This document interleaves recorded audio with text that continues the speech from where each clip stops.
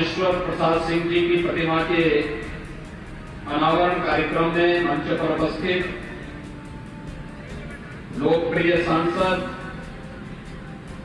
माननीय श्री वीरेंद्र सिंह मस्त जी, विधान परिषद के माननीय सदस्य श्री विशाल सिंह चंचल जी, महाविद्यालय के प्रबंधक और उत्तर प्रदेश शासन के अपर महाधिवक्ता श्री अजीत कुमार सिंह जी, जिला पंचायत के अध्यक्ष श्रीमती सपना सिंह जी, नगर पालिका परिषद गाजीपुर की अध्यक्ष श्रीमती सरिता अग्रवाल जी,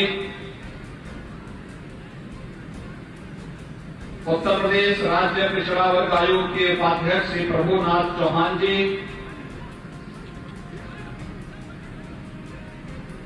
हमारे पूर्व विधायकगण Shrimati Sangeeta Banwant ji, Shrimati Alka Rai ji, Shrimati Sunita Singh ji, Shri Subhash Kashi ji, additional solicitor general Shri SP Singh ji, महाविद्यालय प्रबंध समिति के सभी पदाधिकारीगण, महाविद्यालय के प्राचार्य और अन्य सभी सम्मानित आचार्यगण,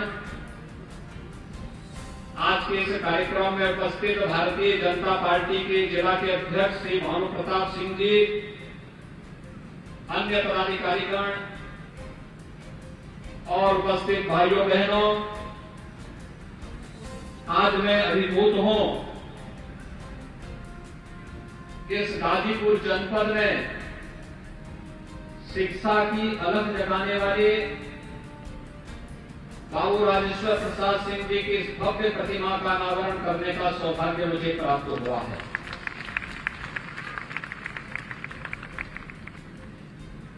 मैं इसके लिए उनकी स्मृतियों को नमन करते हुए उन्हें विनम्र श्रद्धांजलि अर्पित करता हूं और महाविद्यालय परिवार को इसके लिए हृदय से धन्यवाद भी देता हूं। बाबू राजेश्वर प्रसाद सिंह जी देश की आजादी के पूर्व उन्होंने यहां जन्म लिया। इलाहाबाद विश्वविद्यालय से उन्होंने अपनी स्नातक और लॉ की डिग्री लेने के बाद यहां पर अपनी नियमित प्रैक्टिस करना शुरू किया और जब ये देश प्रथम स्वातंत्र समर की शताब्दी महोत्सव आयोजित कर रहा था 1957 में गाजीपुर डिग्री कॉलेज की स्थापना की, जो आज पीजी कॉलेज के रूप में लगभग 10,000 छात्र छात्राओं को उत्तम शिक्षा का एक केंद्र बनकर के पूर्वी उत्तर प्रदेश के गाजीपुर जनपद के लिए शिक्षा का एक स्तंभ बना हुआ है। बाबू राजेश्वर प्रसाद सिंह जी से हम लोगों के आत्मीय संबंध थे। ये संजोग ही है कि महाविद्यालय पहले गोरखपुर विश्वविद्यालय से संबद्ध था और जब गोरखपुर में विश्वविद्यालय की स्थापना 1956-57 में हो रही थी, तब गोरखपीठ ने अपने 2 महाविद्यालय देकर के गोरखपुर विश्वविद्यालय की स्थापना की थी और गोरखपुर विश्वविद्यालय के साथ महाविद्यालय का जुड़ाव बाबू राजेश्वर प्रसाद सिंह जी का इस नाते गोरखपुर विश्वविद्यालय और गोरखपीठ के साथ जुड़ाव का जो क्रम चला, उन्होंने आजीवन उसका निर्वहन किया। जीवन पर्यंत देश और दुनिया में शिक्षा के क्षेत्र में कहां क्या कुछ हो रहा है, उसे वहां बड़ी सहजता के साथ, पूरी तन्मयता के साथ रख करके गाजीपुर पीजी कॉलेज में ला करके उसे स्थापित करते थे। और जब वे यहां स्थापित करते थे, तब आगे गोरखपुर में हम लोगों को बताते थे कि मैंने अपने यहां ये कर लिया है, आप लोग भी इस मामले में बड़ा कार्य कर देंगे तो बच्चों को बड़ा लाभ हो जाएगा। यानी इतनी चैतन्यता, अद्भुत चैतन्यता थी, शिक्षा के प्रति जागरूकता, एक अभिनव प्रयास उन्होंने किया। उसका परिणाम है कि इस महाविद्यालय ने शिक्षा के क्षेत्र में अभिनव कार्य किया। और भाइयों बहनों, यही विरासत के प्रति सच्चा सम्मान है। याद करिए, जब हम गाजीपुर की बात करते हैं, एक महापुरुष बाबू राजेश्वर प्रसाद सिंह हैं, जिन्होंने अपनी विरासत का सम्मान करते हुए यहां के अतीत के साथ इस जनपद को जोड़ने का कार्य किया। अतीत इस गाजीपुर जनपद का कितना गौरवशाली है। जब महर्षि विश्वामित्र के यज्ञ में राक्षस भिन्न बाधाएं डालने लग गए थे, तब रामचंद्र मानस की पंक्तियां आप सबको भी याद होंगी कि आदि तरह मन चिंता व्यापी, हर बिनु मरही न निश्चर पाती। यही सोचा था विश्वामित्र ने, और महर्षि विश्वामित्र के ही पूज्य पिता की राजधानी हुआ करती थी, उन्हीं की राजधानी का हिस्सा था ये गाजीपुर, जो आज गाजीपुर के रूप में हम सबके सामने है। भारत के इतिहास को बनाने वाला जनपद, भारत और आर्यव्रत से राक्षसों का समूल नाश करने का संकल्प लेने वाला जनपद, और इस गाजीपुर का जो संकल्प था, यहां जन्मे और जिन्होंने अपनी कर्मभूमि के रूप में गाजीपुर को उस समय गाजीपुर के रूप में एक नई दिशा दी थी, महर्षि विश्वामित्र की परंपरा का एक जनपद महर्षि विश्वामित्र ने होते तो क्या आर्याव्रत की दो ताकतें अयोध्या और जनकपुर क्या एक हो पाता? आप सब अनुमान करिए कि जनकपुर की सभा में तो अयोध्या को निमंत्रण ही नहीं था, सीता स्वयंवर में अयोध्या को निमंत्रण नहीं, वहां पर तो महर्षि विश्वामित्र माध्यम बने थे राम और लक्ष्मण को ले जाने के, और आर्यावर्त की दो ताकतों को जोड़ने का काम हुआ था, क्योंकि महर्षि विश्वामित्र इस बात को जानते थे कि रावण के राक्षस और बक्सर तक अगर पहुंच चुके हैं तो इसका मतलब आर्यावर्त खतरे में है, और उस खतरे को सबसे पहली बार किसी ने पहचानने का प्रयास किया था, वह नाम था महर्षि विश्वामित्र का। और भाइयों बहनों, राम राज्य की स्थापना का संकनाद किया था उस समय इन पूज्य ऋषि मुनियों ने, और उस परंपरा के साथ जुड़ा हुआ है ये जनपद। हमने अपनी विरासत को विस्मृत क्या किया? याद करिए, जब आदरणीय प्रधानमंत्री जी ने यहां मेडिकल कॉलेज दिया था, तो हम लोगों ने उस मेडिकल कॉलेज का नामकरण भी विरासत के प्रति सम्मान का भाव व्यक्त करने के लिए महर्षि विश्वामित्र राजकीय महाविद्यालय, राजकीय मेडिकल कॉलेज, यहां के मेडिकल कॉलेज का नामकरण भी हम लोगों ने इसी रूप में दिया है। और यही नहीं, जब हमें बगल के जनपद आजमगढ़ में विश्वविद्यालय बनाना था, तो विश्वविद्यालय का नामकरण हम लोगों ने महाराज सुहेलदेव के नाम पर किया है, क्योंकि महाराज सुहेलदेव आज से 1000 वर्ष पहले भारत को विदेशी आक्रांताओं से मुक्त करने के लिए जो योगदान उन्होंने उस समय किया था, वह अविस्मरणीय है। और इसीलिए विरासत का सम्मान यही तो है देश की आजादी के अमृत महोत्सव का पंच प्राणों में से एक प्रण। अगर हमें भारत को विकसित भारत बनाना है, तो हमें विरासत का सम्मान करना पड़ेगा, अपने पूर्वजों का सम्मान करना पड़ेगा। पूर्वजों की उस अमूल्य खातिर को धरोहर के रूप में सजो करके उसे आगे बढ़ाने में किस रूप में योगदान देना है, इसमें योगदान देना पड़ेगा। इसमें अपने कर्तव्यों का निर्वहन ईमानदारी के पूर्वक करना पड़ेगा। और उसी से बीच के कालखंड में यहां की पहचान को धूमिल करने का प्रयास हुआ। गाजीपुर जनपद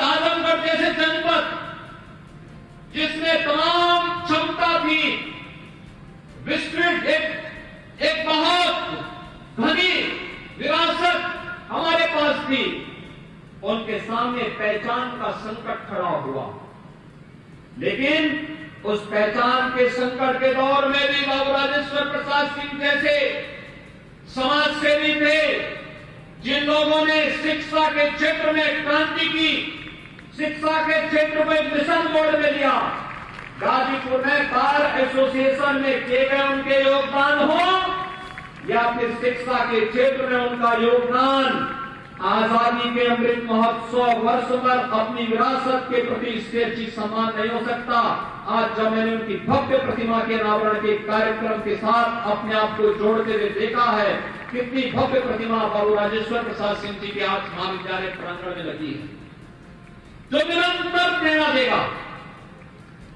मैं मानता हूं विगत यानी 1957 से लेकर के अब तक इस महाविद्यालय ने अनेक विभूतियों को जीवन के अलग अलग क्षेत्रों में आगे बढ़ने के लिए एक मंच दिया। अलग अलग फील्ड में, राजनीति के क्षेत्र में, शिक्षा के क्षेत्र में,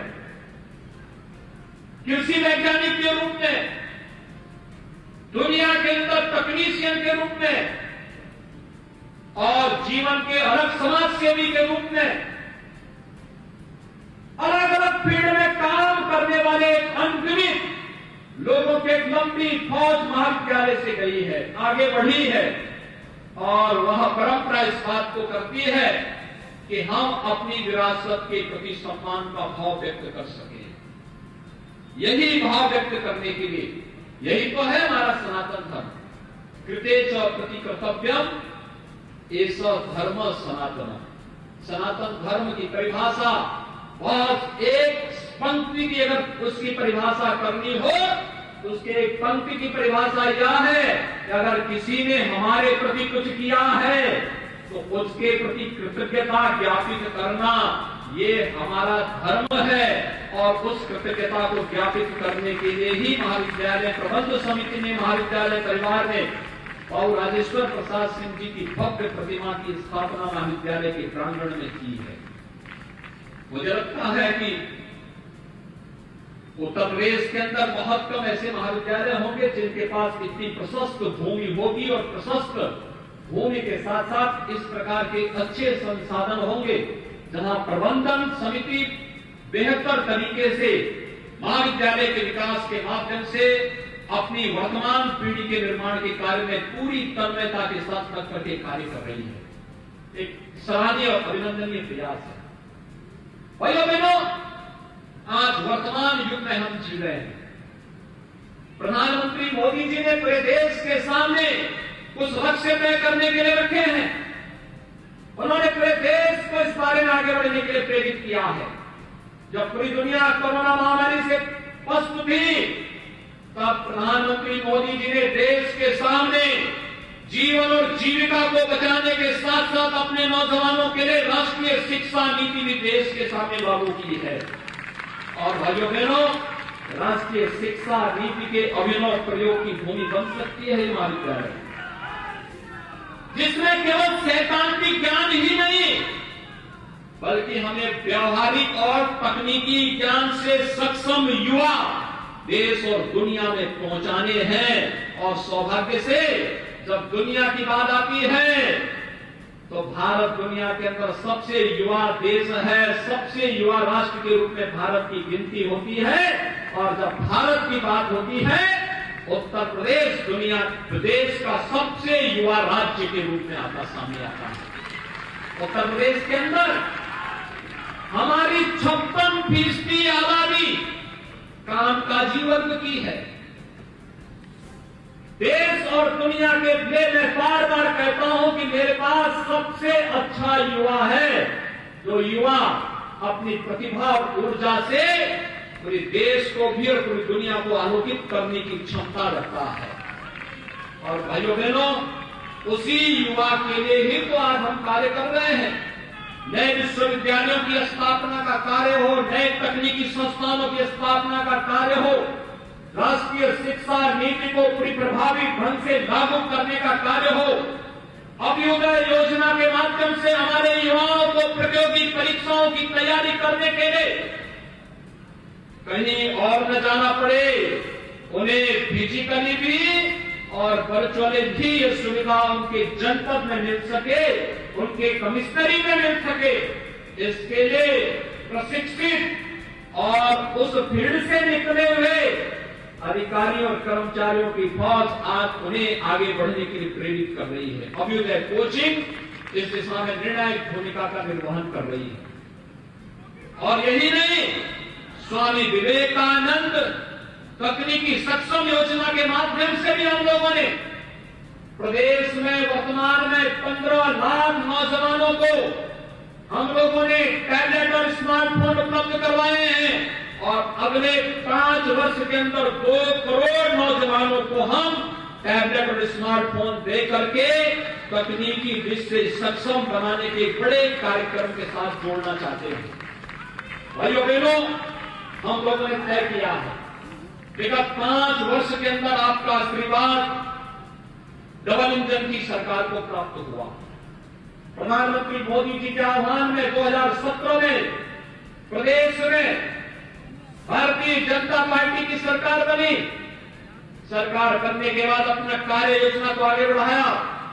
5 वर्ष में 5 लाख नौजवानों को सरकारी नौकरी दी गई।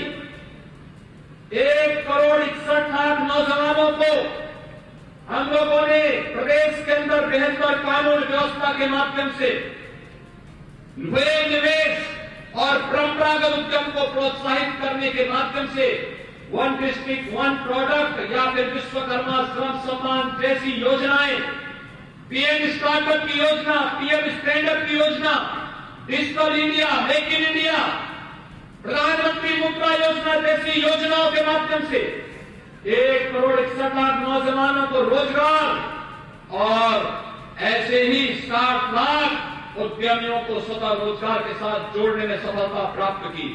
अब एक बड़े कार्य योजना को लेकर के हम आगे बढ़े हैं।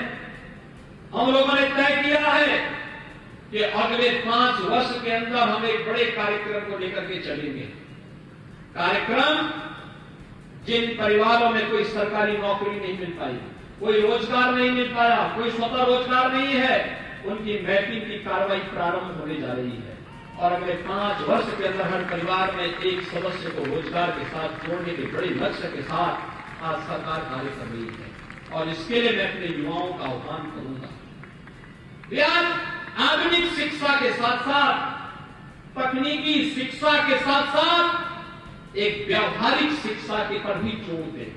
बहुत संभावनाएं हैं और राष्ट्रीय शिक्षा नीति उस दिशा में आपको आगे बढ़ने के लिए प्रेरित कर रही है। एक नई होश और एक नई तेज के साथ आज आगे बढ़ने की आवश्यकता है और मैं चाहूंगा ये महाविद्यालय गाजीपुर, पीजी कॉलेज शिक्षा के क्षेत्र में विगत 75 वर्ष से अधिक समय से जिस प्रकार से कार्य कर रहा है, आज हमें हर जनपद में, निजी क्षेत्र में भी हमने विश्वविद्यालयों की एक एक्ट के साथ जोड़ने का कार्य किया है।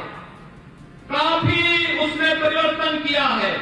हमें उस दिशा में कदम बढ़ाने की आवश्यकता है।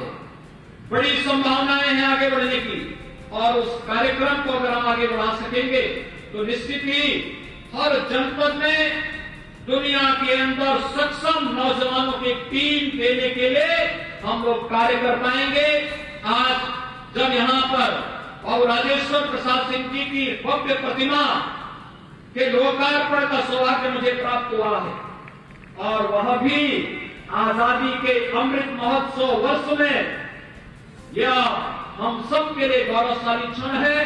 मैं एक बार फिर से बाबू राजेश्वर प्रसाद सिंह जी को उनकी शिक्षा के क्षेत्र में, समाज सेवा के क्षेत्र में किए गए योगदान को स्मरण करते हुए उन्हें नमन करता हूं, उन्हें विनम्र श्रद्धांजलि अर्पित करता हूं और महाविद्यालय परिवार को, उस महापुरुष को यहां पर स्थापित करने और एक प्रेरणा केंद्र के रूप में स्थापित करने के लिए हृदय से धन्यवाद देते हुए आप सभी के प्रति अपनी शुभकामनाएं देता हूं। धन्यवाद। जय हिंद। जश्न मना रहा है कि नेताजी की भव्य प्रतिमा का अनावरण किया गया प्रधानमंत्री नरेंद्र मोदी जी के हाथों से और वो भी कर्तव्य पथ पर उसका लोकार्पण भी किया गया और पूरा देश इसका जश्न मना।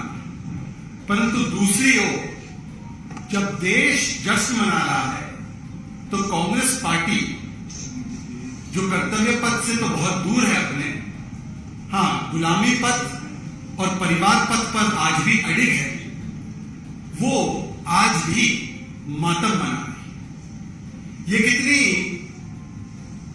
विडंबना की बात है कि ये कांग्रेस पार्टी लगभग 24 घंटे हो चुके हैं और जो तथाकथित भारत जोड़ो यात्रा निकालने के लिए आज सियासी पथ पर चल पड़े हैं। हर मुद्दे पर वो वक्तव्य भी देते हैं, स्टेटमेंट भी देते हैं, ट्वीट भी करते हैं।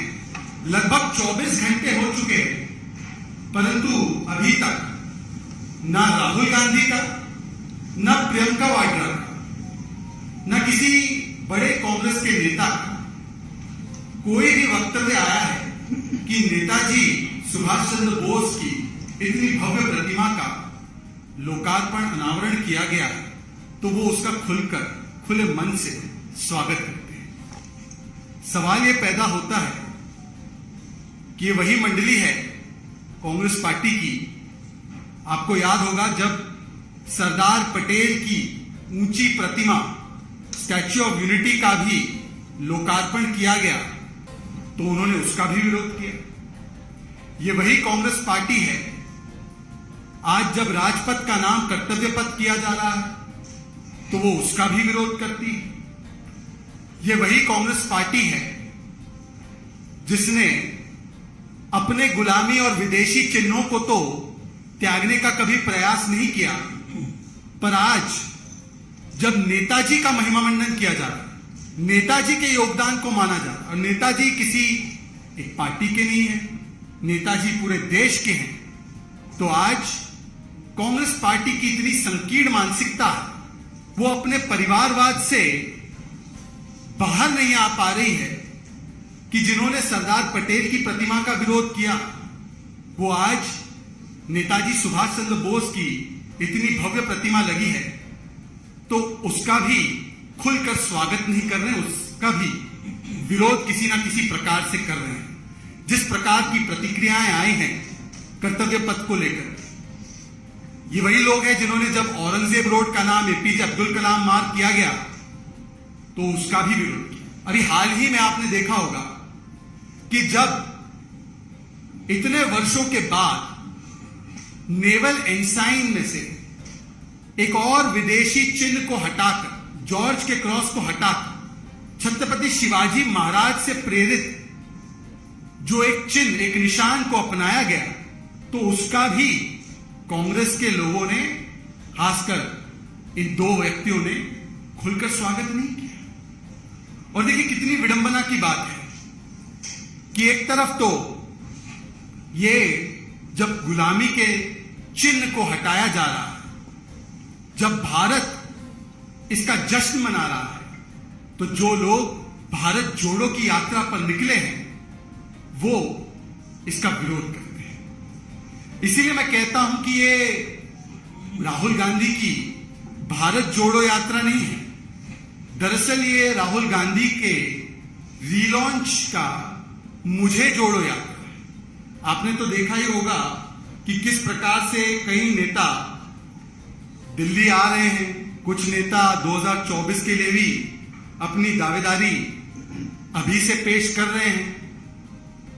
हालांकि उनका जन समर्थन उन्हीं के प्रदेश में कितना है वो एक बड़ा सवाल है, परंतु जब इतने सारे नेता अपने आप को 2024 का दावेदार बता रहे हैं तो राहुल गांधी और कांग्रेस पार्टी ने भी सोचा कि तथाकथित भारत जोड़ो के नाम पर एक राहुल को मुझे जोड़ो यात्रा शुरू कर देनी चाहिए कि मुझे भी 2024 की लिस्ट में जरूर जोड़ो। राहुल गांधी कहते हैं आज कि नफरत फैलाई जाए। राहुल गांधी जी, भारत जोड़ो तो आप कर ही लेना बाद में, परंतु पहले आप हिपोक्रेसी छोड़ो। जिस कांग्रेस पार्टी के सरकार के तहत हाशिमपुरा, जलगांव, मुंबई, मीरठ, मलियाना, मुंबई के और भी दंगे, नेल्ली, दिल्ली 1984 ऐसे बड़े दंगे हुए और मुजफ्फरनगर का भी दंगा हुआ, जिनकी देखरेख में सारे दंगे हुए, हजारों लोग मारे गए और उन दंगों पर कार्रवाई करने के बदले लोगों ने बयान दिए कि बड़ा पेड़ गिरता है तो धरती थोड़ी सी हिलती है। तब वो लोग कहते हैं कि नफरत फैलाने का काम आज हो रहा है देश। राहुल गांधी हिपोक्रेसी छोड़, और यदि और कहीं पीछे इतिहास में नहीं देखना है तो एक नजर राजस्थान में ही मुड़कर देख लीजिए। करौली का दंगा, छाबड़ा का दंगा, झालावाड़, टोंक, भीलवाड़ा, आए दिन वहां पर जिस प्रकार की सांप्रदायिक घटनाएं होती है और अशोक गहलोत जी के किस प्रकार के वक्तव्य आते हैं वो तो पूरे देश ने देखा है। परंतु सवाल आपसे यह है कि राजस्थान में जो नफरत फैल रही है और उस नफरत को फैलाने वाले करौली के मुख्य आरोपी मतलूब अहमद को आज तक तो राजस्थान की पुलिस और सरकार गिरफ्तार नहीं कर पाई। राजस्थान में छाबड़ा के दंगों में नफरत फैलाने वाले को तो इफ्तार पार्टी में बुला लिया था राजस्थान के सरकार के बड़े बड़े नेता। तो नफरत कौन फैला रहा है? राहुल गांधी। देखिए, राहुल गांधी जी का इतिहास जो है, उनके पार्टी का इतिहास जो है वो भारत तोड़ो का इतिहास, जो कल तक टुकड़े टुकड़े लॉबी की पैरवी करते थे, जिन्होंने जाकर उन लोगों की पैरवी की जो भारत के टुकड़े टुकड़े करवाना चाहते थे, आज वो भारत जोड़ो यात्रा पर निकल चुके हैं। इसीलिए मैं कहता हूं कि हिपोक्रेसी छोड़ो। और राहुल गांधी जी, अगर हिपोक्रेसी छोड़ो नहीं हो पाता तो कम से कम भ्रष्टाचार छोड़ो, कम से कम दुष्प्रचार छोड़ो, कम से कम भारत को बदनाम करने की यह आपकी मुहिम छोड़ो, और कम से कम तुष्टीकरण की राजनीति छोड़ो। वैसे भारत जोड़ो यात्रा इन्होंने निकाली है। मेरे मन में एक सवाल आया अभी अभी कि नेताजी सुभाष चंद्र बोस के प्रतिमा पर तो कुछ प्रतिक्रिया अभी तक दे नहीं पाए। राजपथ से कर्तव्य पथ हुआ तो उसका भी विरोध किया, परंतु भारत तो जोड़ने का काम सरदार पटेल ने बहुत पहले ही कर दिया। यह अलग विषय है कि आपकी पार्टी ने और खास करके एक परिवार ने अपने योगदान को बड़ा बताने के लिए अपने ही महिमा मंडन के चक्कर में बार बार देश के स्वतंत्रता सेनानियों का अपमान करने का काम किया। चाहे वो सरदार पटेल हो, चाहे वो बाबा साहेब आंबेडकर हो, या चाहे वो नेताजी सुभाष चंद्र बोस हो। हर बार केवल एक परिवार का महिमा मंडन और गुणगान किया गया, और जब सरदार पटेल या नेताजी के योगदान को सराहने की बात, उसको याद करने की बात हुई, तो किस प्रकार का रवैया इस परिवार ने दिखाया है ये आज भी आपके सामने है। कि भारत जोड़ो की यात्रा यदि ये शुरू भी करते हैं तो सरदार पटेल को नमन करते हुए नहीं करते, एक परिवार के सदस्य को ही नमन करते हुए इस यात्रा को आरंभ करते हैं। यह दिखाता है कि ये यात्रा दरअसल भारत जोड़ो है ही नहीं, दरअसल ये यात्रा परिवार जोड़ो। और इसीलिए मैं कहता हूं कि परिवार जोड़ो यात्रा में जनता नहीं जुड़ पाई। ये यात्रा पद यात्रा तो है, पर वो वाली पद यात्रा नहीं जो आप समझ रहे हैं। ये पद के लिए की जाने वाली यात्रा। परिवार को एक तो सत्ता से जोड़ो, राहुल को किसी प्रकार से पीएम पद की उम्मीदवारी से जोड़ो, और जीजाजी को किसी प्रकार से पार्टी के किसी पद से जोड़ो। हमने तो पोस्टर देख भी दिए कि किस प्रकार से एक ही परिवार के अलग अलग पोस्टर सब जगह छाए हुए हैं, क्योंकि ये भारत जोड़ो नहीं, ये केवल और केवल परिवार जोड़ो और भ्रष्टाचार जोड़ो। देखिए, राहुल जी ने एक और बात कही कि कॉन्वर्सेशन इस देश में टूट चुका है, कॉन्वर्सेशन हैज ब्रोकन डाउन। ये कहना है राहुल गांधी जी। 150 से अधिक, मेरी संख्या शायद कम हो सकती है, 150 से अधिक छोटे बड़े कांग्रेस के नेता कांग्रेस पार्टी से दूर हो गए, छिटक गए। कांग्रेस पार्टी का कॉन्वर्सेशन कब से टूटा पड़ा। कांग्रेस पार्टी के लिए जो लगभग 50 चुनाव आपके नेतृत्व में लड़े गए, उसमें से 40 आपने हरवा दिए, 2 लोकसभा के चुनाव आप हरवा दिए। जनता से कॉन्वर्सेशन टूटा हुआ, परंतु देश में कॉन्वर्सेशन ब्रोकन है, टूटा हुआ है। इसकी चिंता करने से पहले कम से कम अपनी पार्टी में भारत जोड़ो करने से पहले गुलाम नबी आजाद को ही जोड़ दो, आनंद शर्मा जी को जोड़ दो, मनीष तिवारी जी की बात सुनकर उनको जोड़ दो, राज बब्बर जी को जोड़ दो, शशि थरूर जी को भी जोड़ दो। ये उनकी पार्टी का आंतरिक मामला है, परंतु जो अपनी पार्टी के नेताओं को जोड़ नहीं पा रहे हैं, जो जनता से अपने आप को जोड़ नहीं पा रहे हैं, वो देश को जोड़ने निकले, जिनका इतिहास तोड़ने निकले। देखिए, आखिरी में मैं सिर्फ इतना कहूंगा कि राहुल गांधी जी, भारत टूटा नहीं, भारत तो जुड़ा हुआ है और भारत को सरदार पटेल ने जोड़ा हुआ है। भारत को नेताजी सुभाष चंद्र बोस की सोच और विचारधारा ने जोड़ा हुआ है। परंतु ये तथाकथित यात्रा जो आपने शुरू की है, उसमें से कब आप परिवार को छोड़ेंगे और कब आप भ्रष्टाचार को छोड़ेंगे, इसका जवाब जरूर आपको देना चाहिए। क्योंकि आज जिस प्रकार से ये भारत जोड़ो के नाम पर केवल और केवल परिवार जोड़ो की यात्रा चल रही है। बहुत बहुत शुक्रिया आपका, और कोई सवाल हो तो पूछ।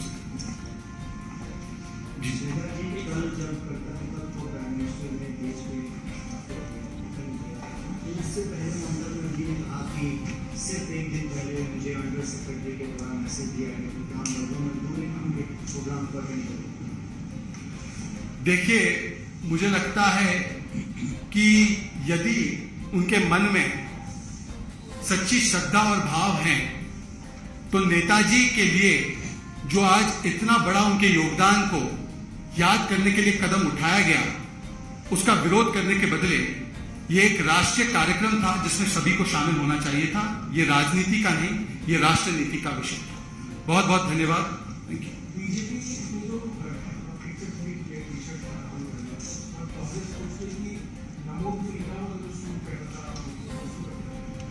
देखिए, मुझे लगता है कि जिन लोगों के लिए पॉवर्टी स्टेट ऑफ माइंड होता है, वो कभी 70,000 की जैकेट और कुछ हजार रुपए के शर्ट पहन के पॉवर्टी की बात करते हैं। उनके परिवार ने गरीबी हटाने की तो बात की, कभी गरीबी हटा नहीं पाए। मुझे लगता है कि इन बातों पर तवज्जो देने से बेहतर ये होगा कि कांग्रेस पार्टी ये बताए कि जिन मुद्दों को लेकर चली है, क्या बेरोजगारी राजस्थान में 31% है, पिछले एक वर्ष से 20% से ऊपर है, क्या राहुल गांधी वहां पर भी जाएंगे बेरोजगारी की बात करने?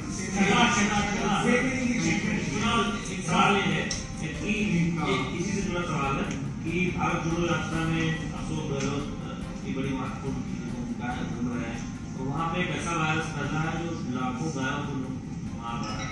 ये सवाल उठ रहा है राजस्थान में। देखिए, चाहे वो राजस्थान की कानून व्यवस्था हो, चाहे वो वहां की बिगड़ते हुए सांप्रदायिक माहौल हो जहां पर दंगाइयों को बचाने का अभियान चल रहा है, चाहे वो वहां पर महिला उत्पीड़न के मामले जो लगातार बढ़ रहे हैं और अपराधियों को बचाने की कोशिश की जाती है, अपराधी बचाओ, बलात्कारी बचाओ, दंगाई बचाओ चल रहा है। और आज वहां पर जिस प्रकार से ये खबर भी आई है कि वहां पर स्थिति पशुओं को लेकर भी, गौ माता को लेकर भी जो हुई है निर्माण, उस पर तो ध्यान अशोक गहलोत जी का नहीं है, बल्कि उनका ध्यान केवल और केवल